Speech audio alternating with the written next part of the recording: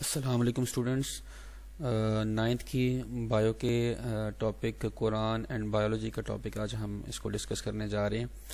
تو قرآن and biology کا topic یہاں پر اس آپ کے بک کے اندر ڈسکس کرنے کا مقصد یہ ہے کہ بایو کے اندر ہم جو چیزیں پڑھتے ہیں کیا قرآن پاک میں بھی اس کی تعلیمات یا اس کے بارے میں بارے میں سوچنے کے بارے میں کیا ہمیں بتایا جا رہا ہے یا نہیں۔ تو اس کا کانسیپٹ ہم نے سمجھنا ہے کہ بایو میں ہم پڑھتے ہیں کریشن آف ڈفرینٹ آرگینزم کیسے ہوئی،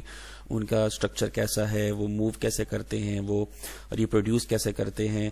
اور ڈفرینٹ سٹیجز آف لائف کے بارے میں ہم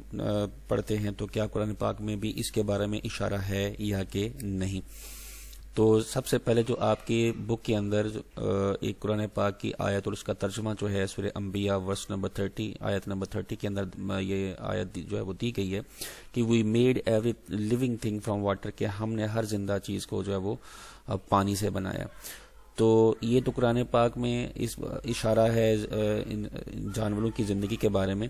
تو بایو ہمیں جو ہے وہ کیا بتاتی ہے، وہ بھی موسٹلی ہم اس کے بارے میں جو بایو میں ہم پڑھتے ہیں وہ یہی ہے کہ we know that water makes 60 to 70% of the composition of protoplasm of all living things, کہ بایو ہمیں یہ اس کے بارے میں یہ بتاتی ہے کہ زندہ اجسام کا، زندہ جانداروں کا جو پروٹوپلازم ہے وہ 60 سے 70% جو وہ پانی پر مشتمل ہوتا ہے۔ تو اب پانی جو ہے زندگی کے لیے ضروری ہے، اگر پانی نہ ہو تو زندگی ممکن نہیں ہے۔ تو یہ قرآن پاک یہ آیت ہمیں اسی بات کی طرف اشارہ کرتی ہے کہ زندہ اجسام جتنے بھی ہیں ان کی جو زندگی ہے وہ پانی کی ہی وجہ سے ہے، اگر پانی نہ ہو تو زندگی ممکن نہ ہو۔ تو بایو میں بھی ہم اس چیز کو پڑھتے ہیں، قرآن پاک میں بھی اس چیز کی طرف اشارہ ہے۔ تو آگے وہ بیان کیا جا رہا ہے قرآن پاک میں کے اندر کہ as Allah has ordered human beings to think at the hints given by him, کہ اللہ تعالیٰ انسان کو یہ بھی کہتا ہے کہ جو اشارے اللہ تعالیٰ نے تم کو دیے ہیں اس کے بارے میں غور و خوض کرو تاکہ تمہیں یہ پتہ ہو کہ اس کی حقیقت کے بارے میں علم ہو۔ تو یہ ایک آیت جس میں یہ ذکر کیا گیا کہ انسان کی یا جاندار کی جتنی بھی زندگی ہے وہ پانی کی وجہ سے ہے، تو یہ سورہ انبیاء کی آیت نمبر 30 میں بیان ہوا۔ تو یہ ہم بایو میں بھی پڑھتے ہیں، قرآن پاک میں بھی اس کے بارے میں اشارہ ہے۔ اگلی جگہ پر سورہ رحمان کی ورس نمبر 4 کہ he made man from clay like potter, کہ اس نے کھنکتی ہوئی مٹی سے انسان کو بنایا۔ تو یہ قرآن پاک کے اندر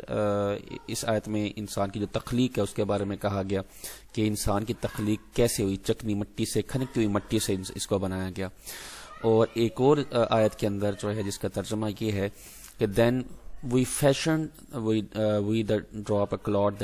then fashioned we the clod a little lump, then fashioned we the little lump bones, then clotted the bones with flesh۔ سورہ المومنون کی ورس نمبر 14 ہے کہ ہم نے سب سے پہلے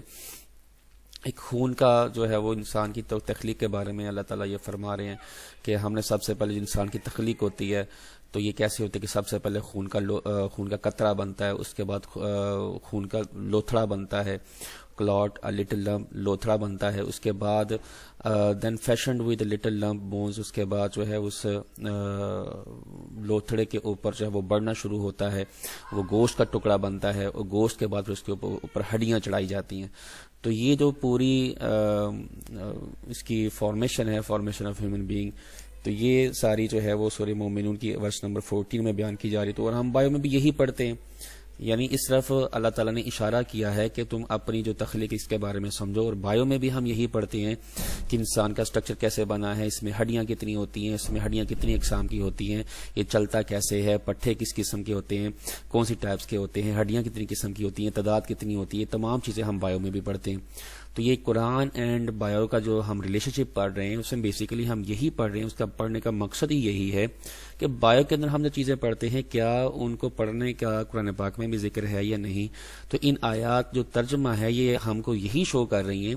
کہ جو بایو میں ہم چیزیں پڑھ رہے ہیں اس کا ذکر، اس کو پڑھنے کا، اس کو سمجھنے کا ذکر قرآن پاک میں بھی موجود ہے۔ اگلی آیت کے اندر Allah hath created every animal from water, the some of them creep up over their bellies, other walk on two legs and other on four. Allah creates what he pleases۔ سورہ النور کے اندر ورس نمبر 45 اس آیت کے اندر جو ہے وہ تخلیق بیان کی جا رہی کہ اللہ تعالیٰ نے ہر جاندار کو پانی سے بنایا، اس کے بعد ان میں سے کچھ ہیں وہ اپنے پیٹ کے بال زمین پر چلتے ہیں، رینگتے ہیں، کچھ جو ہیں وہ 2 ٹانگوں پر چلتے ہیں، کچھ 4 ٹانگوں پر چلتے ہیں، اللہ جو چاہے وہ بناتا ہے۔ سورہ نور میں یہ بیان ہوا ورس نمبر 45 میں، جیسا کہ ہم نے جو کنگڈم ہے، کیونکہ آپ ریوائز میں یہ چیز کر رہے ہیں تو اگر آپ نے یہ چیز نہیں پڑھی تو آپ کنگڈم میں پڑھ لیں جا کے، تو اس میں ڈفرنٹ ٹائپس آف ان کی جو کریکٹرسٹکس ہیں جانداروں کی، اس لحاظ سے جانداروں کو 5 کنگڈم میں رکھا گیا۔ تو اس میں ایک جو کنگڈم وہ اینیمیلیا کے نام کا بھی ہے۔ اینیمیلیا میں اب ڈفرنٹ قسم کے آرگنزم کو ڈفرنٹ کیٹیگریز میں رکھا گیا ہے، کچھ جو ہے وہ ریپٹائلز ہیں، کچھ برڈز ہیں، کچھ میملز ہیں۔ تو یہ تمام چیزیں جو ہیں وہ آپ کے ذہن میں آ رہی ہوں گی۔ تو آپ دیکھیں کہ یہاں پر بھی وہی ٹائپ بیان کی جا رہی ہے جو آپ نے بایو میں کنگڈم میں چیز پڑھی ہے کہ اس میں ڈفرنٹ چیزوں کو ان کی کریکٹرسٹک کے لحاظ سے ڈفرنٹ گروپ میں رکھا گیا۔ تو یہاں پر بھی اللہ تعالیٰ یہی فرما رہا ہے کہ جاندار جو میں نے بنائے وہ کئی قسم کے ہیں، اس میں کچھ رینگنے والے ہیں، کچھ 2 ٹانگوں پر چلتے ہیں، کچھ 4 ٹانگوں پر چلتے ہیں۔ تو مطلب یہ ریلیشن شپ ہے قرآن پاک کا بایو کے ساتھ، کہ بایو میں جو چیز ہم پڑھتے ہیں کہ جاندار کتنے اقسام کے ہیں وہ آپ نے 5 کنگڈم میں